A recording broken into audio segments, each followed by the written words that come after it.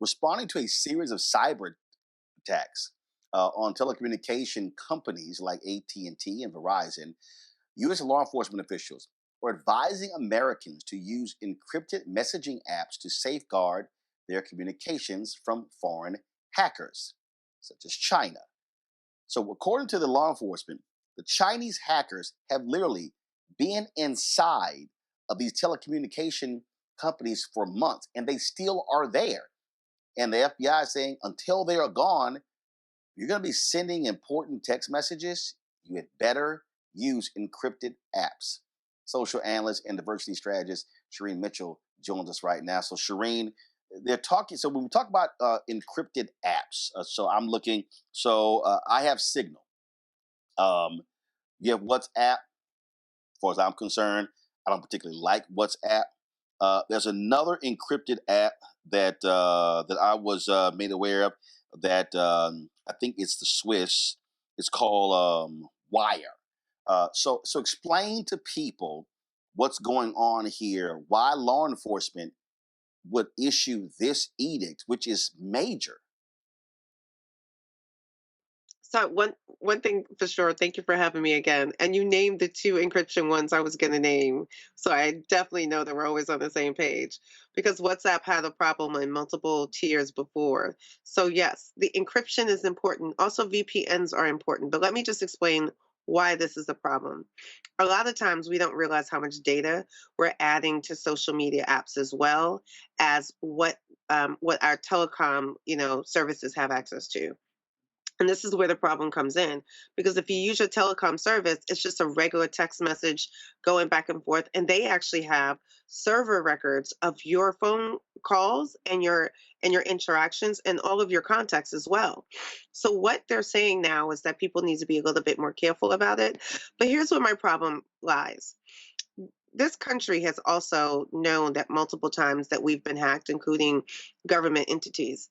But what usually happens, they try to play down the harm or anything in between. So the only way we know something changes is when our service, like Verizon, changes the way that they do security, right? All of a sudden, the service changes.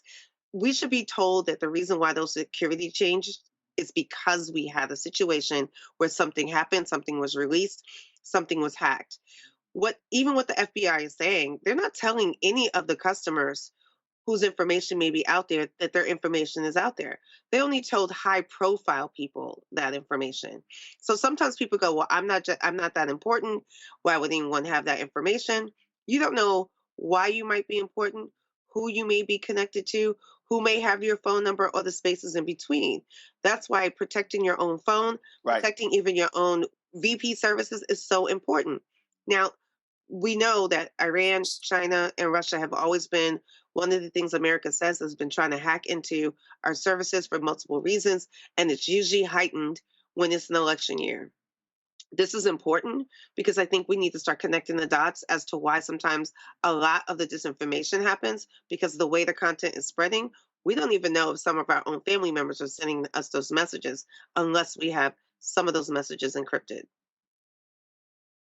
So what we're talking about here is, so what they're saying is that, and for people to understand how deep this is, but by them being in these communication companies, they can see the photos, they can see the conversations you're having with people, and so by requesting the encrypted apps, what they're saying is that with those encrypted apps, the so you take a signal, it creates a connection from one device to the other. So that encrypted app cannot be hacked by, but they can by these foreign adversaries, we think, and so that's what they're calling for. And so they say, and the other thing is that, so you take a signal, people don't realize it's essentially the same as your device. You can actually send text messages, you can do audio files, you can actually do video chat as well, so you can use the app very similar to way you do FaceTime, the way you do things along those lines. But the protection is you're going device to device. That's why they're telling people to use that as opposed to utilizing text messaging on your Android or your iPhone. Correct? That's absolutely right. So for people to understand that, for them to understand that what you just described. So when people are using other apps, your contacts are still on your main phone. However, the people that you're exchanging information with, anything you're exchanging in that conversation, that is the only thing that can be shared between them.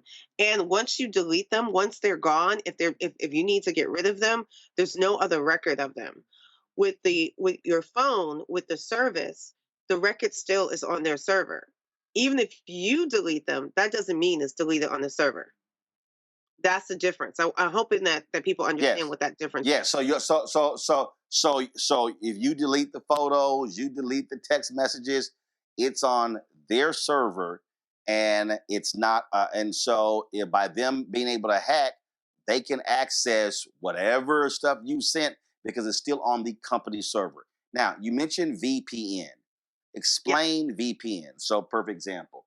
I'm in a hotel here in the Bay Area, and I know I was in, and I've seen folk who use VPNs when they're accessing the internet. I remember I was in an Apple store, and I could tell this Mhm. woman was in, and she is some form of security. She was getting her laptop, and they wanted to log on to the store's Wi-Fi, and she said absolutely not.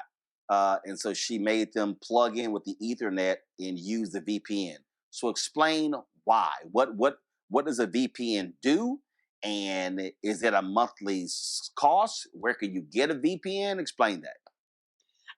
Some VPNs do cost, and you can do a combination of VPNs that also have antivirus that if anything is coming through, it can be scanned as it's happening. But yes, anything public, and this is something that is really important. It's not even a store, right? You go to Starbucks, you go to any place where they say free Wi-Fi, right? It's not that you can't use them, is that you still need to have a service to protect yourself from that. Because if someone else is on that system, they have access to you too. And it's because it's public. So if you don't have anything to protect your system, other people will have access because it's a public system. All they have to do is log in So just so like how, you. so Shireen, so explain how it works. So if I got a Okay. VPN and I'm Okay. somewhere and they got public Wi-Fi, okay, how does that work? Okay, what I do? Okay, so what happens? So, for example, I'm gonna make it simple. So, for example, if I have a VPN on my web browser, like when I'm looking at something and I'm scrolling through something and I have a VPN, my VPN basically has a completely different IP address than my actual phone or my actual device. So, even if someone discovers the IP or anything in between, they won't know or won't have access to my actual machine. It'll be a completely separate number that has no connection to my devices. That's what's different. If you keep it open and you have your original IP, that means that once you give your IP to that public service, they have your device IP, and you only have one IP for your device. If I come up with VPN Got it. numbers, I have different VPNs, but they're connected to my device, but they're not actually my device VPN. Got it. All right. Questions from my panel. Reese, Okay. you first.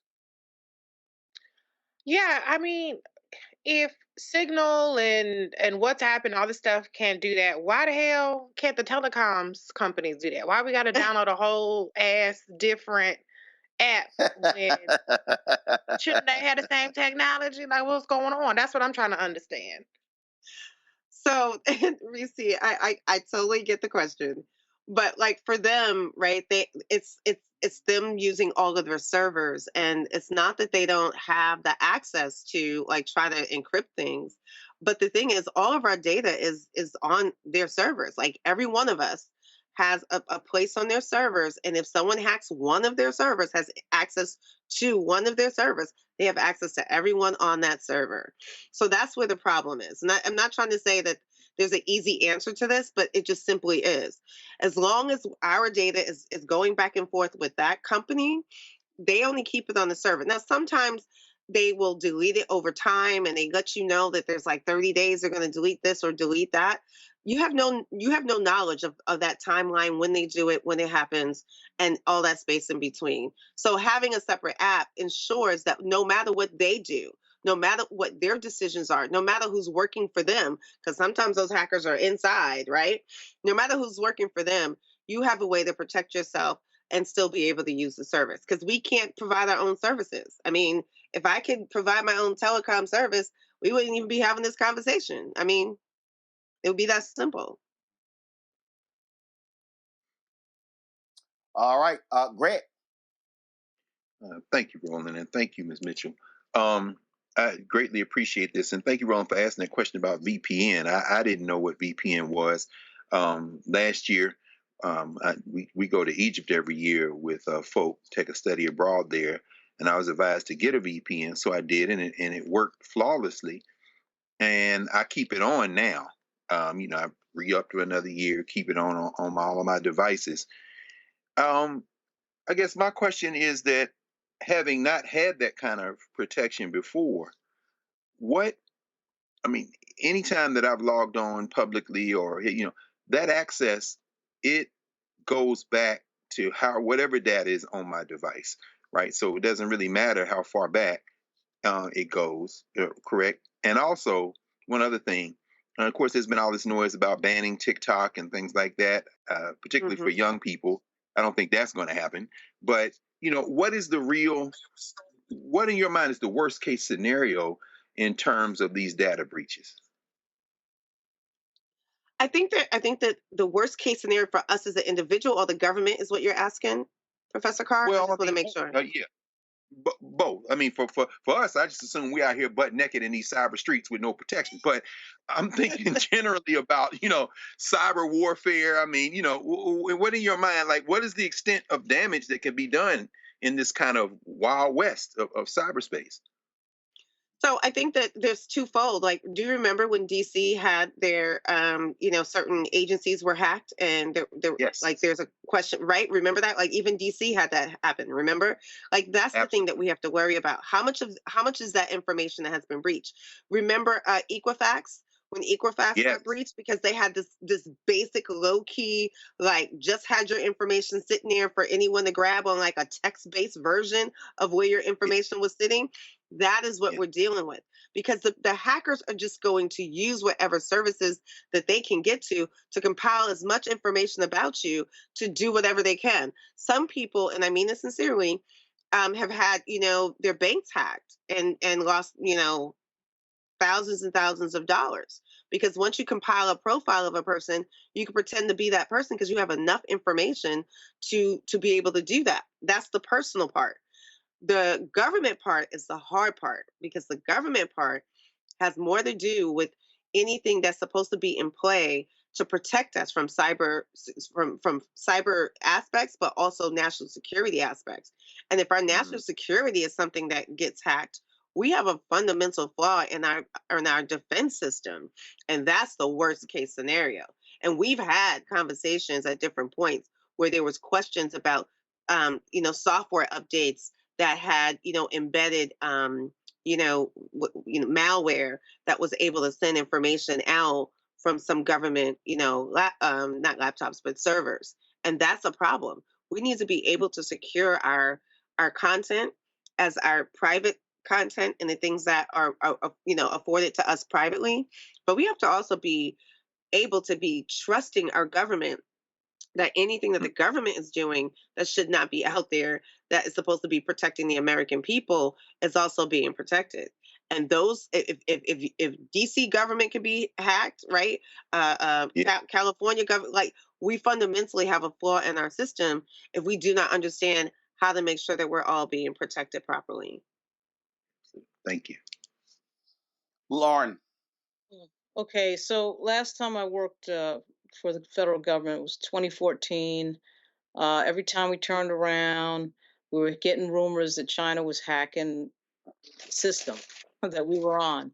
Now we're hearing years later that we have a problem again, not only with TikTok, but with this warning that we've just heard. And all my friends who are federal employees that go overseas are always told to leave their cell phones home, and they're given another cell phone to travel overseas. Do you have the answer to what's up with TikTok?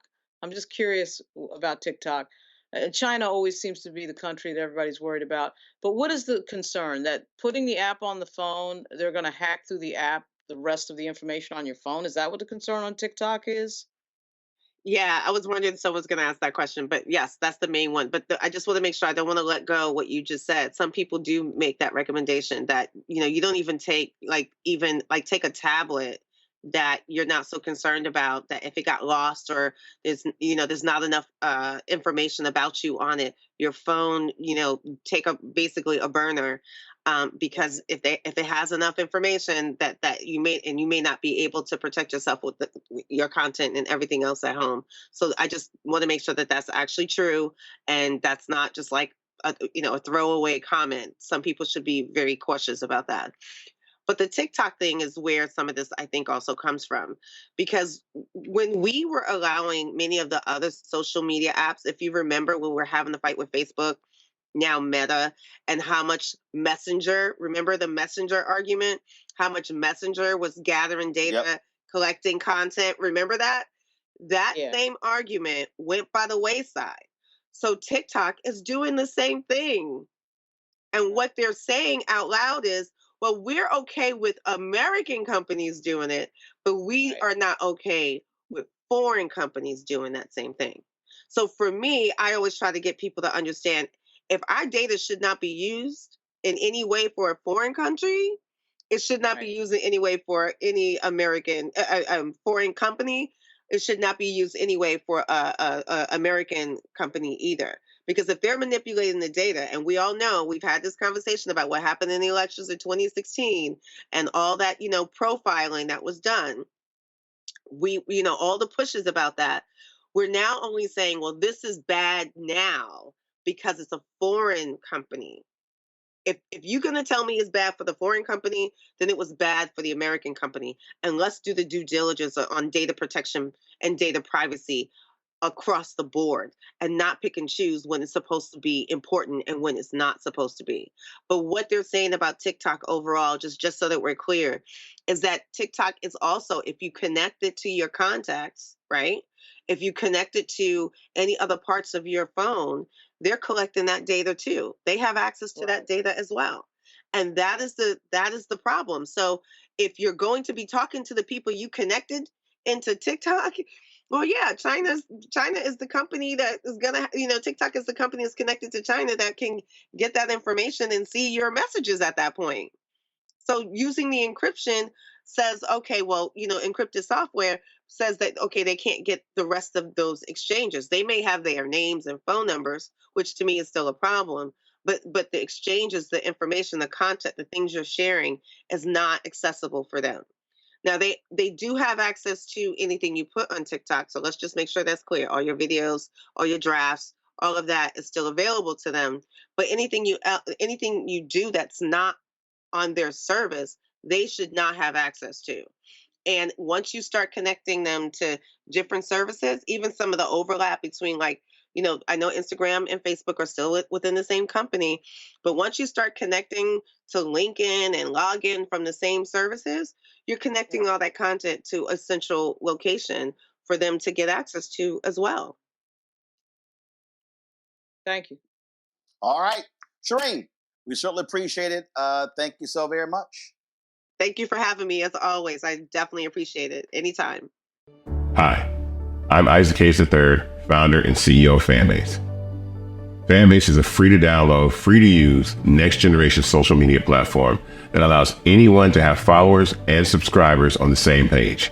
Fanbase was built through investment dollars from equity crowdfunding from the Jobs Act. People just like you help build Fanbase, and we're looking for more people to help build Fanbase. We are currently raising $17 million in a Regulation A crowdfund on Start Engine. We've already crossed $2.1 million, but we're looking to raise more capital from people just like you that deserve the opportunity to invest in early stage startups without having to be accredited investors. So right now, I'd like you to go to startengine.com/fanbase and invest. The minimum to invest is $399. That gets you 60 shares of stock in Fanbase right now, today. And then use Fanbase to connect with friends, grow your audience, and be you without limits.